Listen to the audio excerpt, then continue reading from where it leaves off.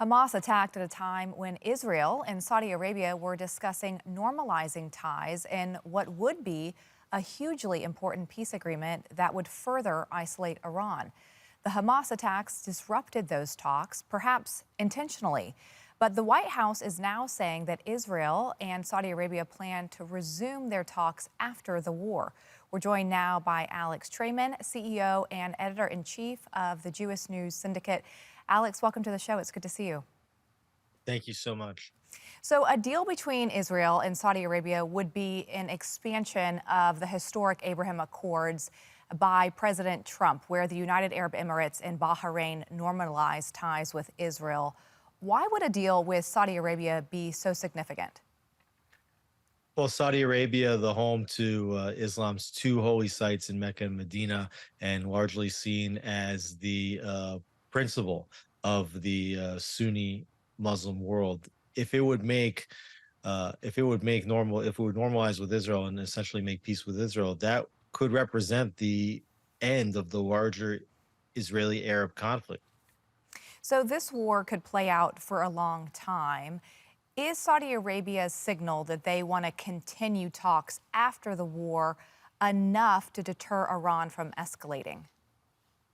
No, I don't think it's enough to deter Iran from escalating. To the contrary, I think the Iran had its proxies launch this war against Israel specifically to try to harm the normalization agreement between Saudi Arabia and Israel because they don't want to see the end to the greater Arab-Israeli conflict. And I think that Saudi Arabia is watching very closely to see how Israel handles the war. If Israel defeats Hamas in a conclusive fashion, I think that that actually would bring Saudi-Israeli relations closer together. Yet, if Israel cannot defeat Iran's terror proxy Hamas, I think that that could actually harm the prospects of normalization between Saudi Arabia and Israel. And the reason that that is because Saudi Arabia looks to Israel as one of the major forces in the region that can deter nuclear Iran or could react to Iran's aggression in the region. So they're looking very closely to see whether Israel can harm Iran's interests in the region or not. So, Saudi Arabia does ultimately join the Abraham Accords. What does that mean in turn for Iran?